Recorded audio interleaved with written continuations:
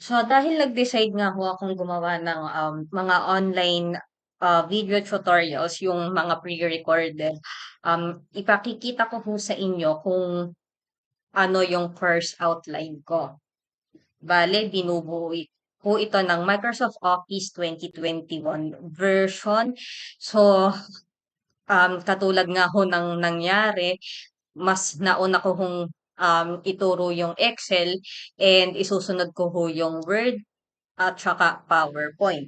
Yung Excel ho, kung halimbawa wala ho pa kayong budget para dun sa iba pang, softwares na ginagamit for data analytics, maganda hong substitute si Excel. Um, Nagagamit ho kasi 'to para, maging storage ng mga information ng customers ninyo. Um, May mga tools ho ito katulad ng XLOOKUP, VLOOKUP, at saka HLOOKUP at yung tinatawag nating advanced pivot para mas mapadali yung pagko-consolidate niyo nung mga data na kailangan niyo sa social media marketing campaign or kahit na anumang field of business niyo. Kahit saan naman kasing field, even dun sa mga employees, gamit na gamit nila yung Excel. Kaya importante ho na napapag-aralan niyo ito. And ini-invite ko nga ho na even yung mga high school and college student ay makapanood noong um, Excel tutorials ko. Ililink ko na lang po dun sa description pala yung YouTube and Facebook link ng Excel tutorials ko para madali nyo hong ma-access.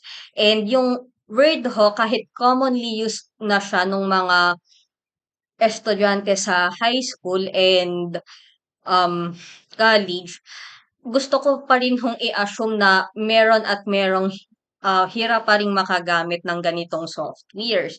Lalo dun sa medyo matatanda na gusto pa ring mag-start ng kumikitang kabuhayan. Ano naman hong kinalaman ng Word sa mga businesses and iba pang freelance job? Pwede nyo ho kasing gamitin 'to sa pagda-draft po ng mga business and marketing proposals nyo. In fact, sa mga educators ho, lalo kung kayo ay naka Microsoft Office 365 version, yung review tab ho kasi nila for Microsoft Word, nagagamit ho kasi siya na pang proofread talaga. Meron ho silang um, parang ang katumbas dun sa ibang version, yung spelling and grammar na tumatapat ho sa Grammarly Premium at saka Grammarly Business. Sa ibang version ho kasi hindi siya available. Katulad ho sa akin, nagre-resort pa po ako doon sa Microsoft Office 2020. Katulad ho sa akin doon sa paggamit ko ng Microsoft Office 2021 version, gumagamit pa ho ako ng Grammarly as extension ng Microsoft Office at Outlook account ko. Pero kung kayo ho ay naka Microsoft Office 365, mas makakatipid ho kayo kasi um, yung accuracy niya naman is okay. Yung PowerPoint presentation naman po, magagamit nyo siya kapag gusto nyong gumawa ng tutorials or kayo ay magpe-present dun sa inyong mga client pagka nagmi-meet kayo sa Zoom, Google Meet, Microsoft Team, or kaya yung Skype. So sa Google Workspace naman ho, ang ituturo ko diyan is yung Google Docs, Google Spreadsheet at saka Google Presentation. Katumbas lang ho siya nung ano po, um, Microsoft Office ho. Ang kaibahan nga lang ho, mas nasanay tayong gumamit ng Microsoft Office, medyo mahirap po kasing matuntun yung mga tools na katumbas nito dun sa Microsoft Office.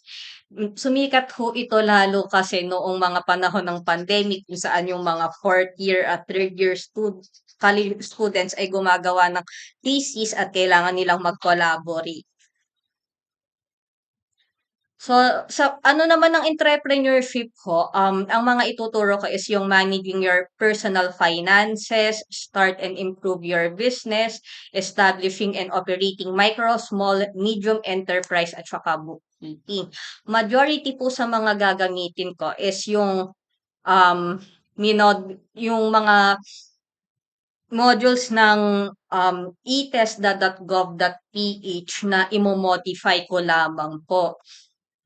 So, don't worry naman po kasi bibigyan ko naman po sila ng credits dun sa ano po, PowerPoint presentations ko dun sa mga tutorials na gagawin ko dito. And imo-modify ko na rin para hindi naman siya yung kopyang-kopya talaga. Yung social media marketing, actually natutunan ko ho siya doon sa DICT ho. Kung gusto niyo hong mas matuto pa, maganda po kasi na i-follow niyo lahat ng pages ng digitaljobs.ph at saka yung tinatawag nating Department of Information, Communication and Technology kasi nag-o-offer po talaga sila ng mga 1 month to 2 month long na freelance courses and iba pang mga webinars na mapapakinabangan niyo, yung mga pangkaraniwang ginagamit niyo sa trabaho. Dito, tuturuan ko kayong yung mag-build ng inyong brand kit tools, content writing. So, graphic design using Canva and Adobe Illustrator. Supposed to be dapat i-photoshop ko na lang siya. Kaso, masyado kasing tatagal yung magagawa kong tutorials kung i-include ko pa si Photoshop. Pero pag-iisipan ko kung idadagdag ko pa siya o hindi. Kasi alam naman natin merong mga tools and techniques na kayang gawin si Illustrator at Photoshop na wala si Canva. Pero generally naman maganda yung Canva kapagka may mga bulk orders ka ng graphic contents and kapos yung oras mo. Kaya payo ko ho sa inyo kung kayo ay magso-social media marketing, may dalawa ho kasing profession diyan, yung generalist at saka specialist.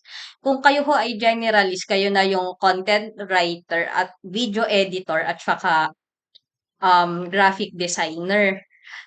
Sa kaso niyo ho, dapat pare-pareho ho kayong nag-i-invest sa Canva, Photoshop, Illustrator, at InDesign.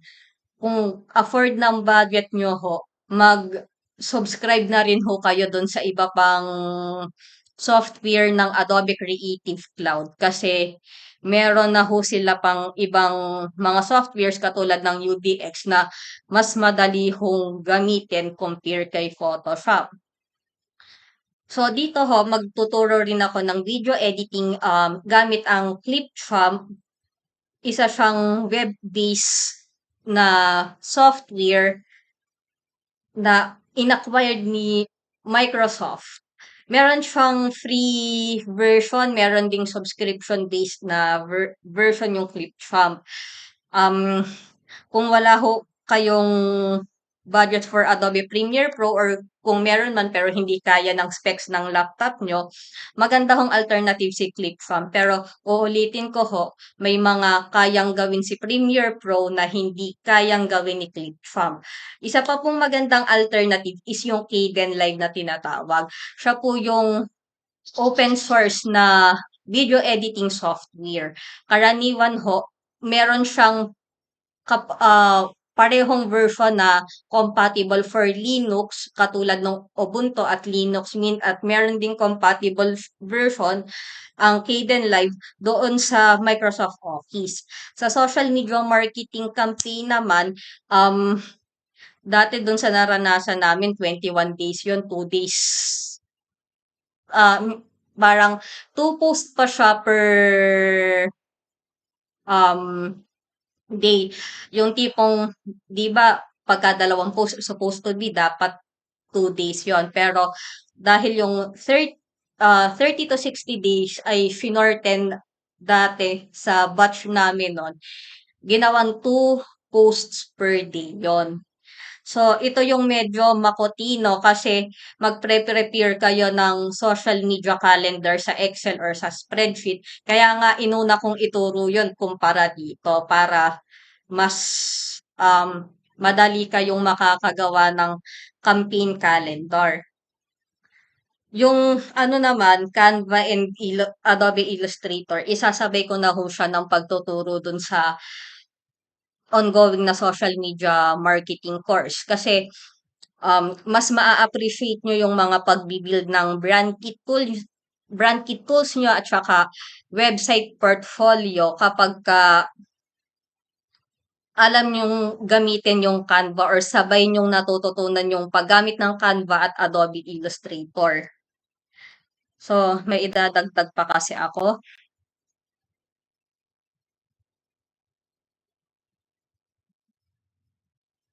Kung gusto nyo naman kung magkaroon pa ng additional knowledge, meron ho tayong mga government agencies na nag-o-offer nung tawag dito, nung mga freelance courses.